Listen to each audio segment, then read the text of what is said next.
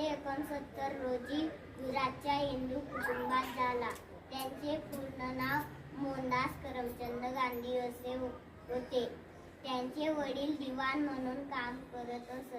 खादी माझा अभिमान आहे, करम माझी पूजा आहे आणि हिंदुस्थान माझा प्राण आहे. जय हिंद, जय महाराष्ट्र. धन्यवाद.